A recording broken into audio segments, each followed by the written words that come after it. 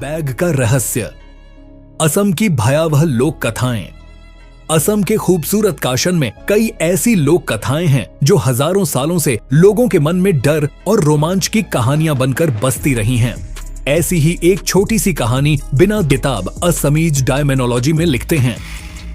यह कहानी दो भाइयों की है जिन्हें हम हरिराम और दामोदर कहेंगे। हरिराम और दामोदर दो भाई थे जो मछली पकड़ने का काम करते थे और इसी से उनका गुजारा चलता था। एक दिन दोनों भाई अपनी नाव लेकर नदी के बीचों बीच मछली पकड़ने जाते हैं। छोटा भाई दामोदर लगातार कई सारी मछलियां पकड़ता जा रहा था, लेकिन पीछे से सारी मछलियां गायब होती जा रही थीं। इस बारे में दामोदर अपने बड़े भाई से पूछता है, लेकिन हरिराम कुछ नहीं कहता और चुपचाप उसे देखता रहता है। दामोदर समझ चुका था कि हरिराम के साथ कुछ तो गड़बड़ जरूर है और वह उसे पूछने लगता है। ठीक तभी उसकी नजर हरिराम के पास पड़े एक छोटे से कपड़े पर पड़ती है जो कि पोटली जैसी दिख रही थी। दामोदर तुरंत ही वह पोटली उठा लेता है और हरिराम से कहता है, मुझे मालूम है कि तुम कौन हो। तब तक बहुत देर हो चुकी थी और हरिराम रिवील करता है कि वह उसका भाई नहीं बल्कि एक दैत्य है जिसे अक्सर लोग बैग का कर पुकारते हैं। यही से बैग दामोदर का गुलाम बन जाता है क्योंकि उसके हाथ बैग की पोटली लग चुकी थी जिसमें वह अपनी सारी शक्तियां छुपा कर रखता था। कहा जाता है कि आज भी नदी में जाने से पहले असम के लोग अपने पास लोहे के हथियार रखते हैं ताकि बैग उनसे दूर रहे। असम की जमीन पर बैग जैसे ना जाने कितने क्रिएचर्स की कहानियां रही हैं जो इस जगह के इतिहास को बेहद दिलचस्प बना देती हैं।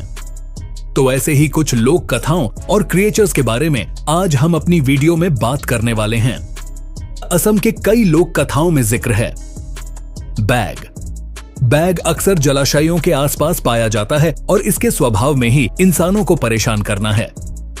यह मछुआरों को सताता है और ऐसा इसलिए क्योंकि इसे मछलियां बेहद पसंद हैं।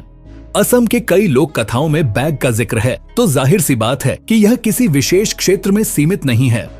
जहां जलाशय होंगे वहां बैग का वास होगा। बैग हिंसक होते हैं और कई लोग मानते हैं कि यह इंसानों को मार भी सकते हैं। अपने विक्टिम को ये अक्सर पानी में डुबो देते हैं।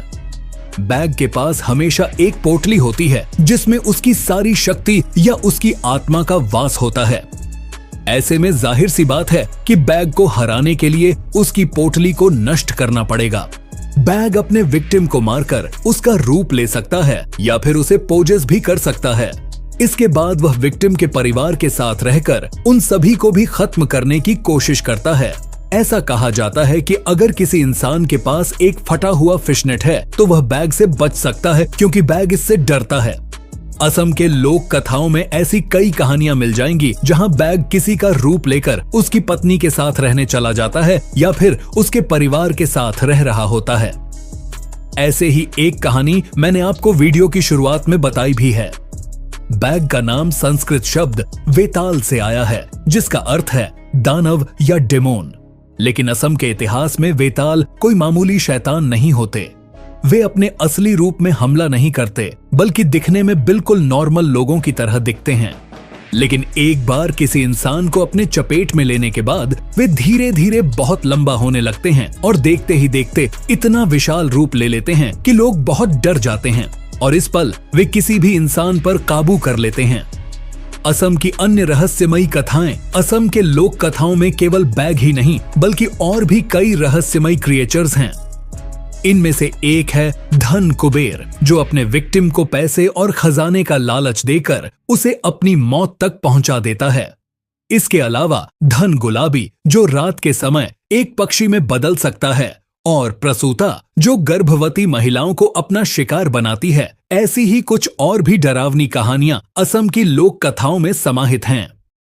असम की इन लोक कथाओं ने सदियों से लोगों को भय और रहस्य में जीने पर मजबूर किया है। ये कहानियां सिर्फ मनोरंजन का साधन नहीं हैं, बल्कि इनमें छिपे संदेश और नैतिकताएं भी हमारे जीवन को प्रभावित करती हैं।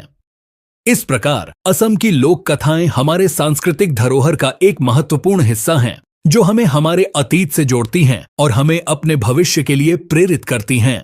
तो दोस्तों, यह थी असम की कुछ प्रमुख लोक कथाएं। अगर आपको यह वीडियो पसंद आया हो तो कृपया लाइक करें, शेयर करें और हमारे चैनल को सब्सक्राइब करें। अगले वीडियो में हम और भी रोमांचक कहानियों के साथ लौटेंगे। धन्यवाद।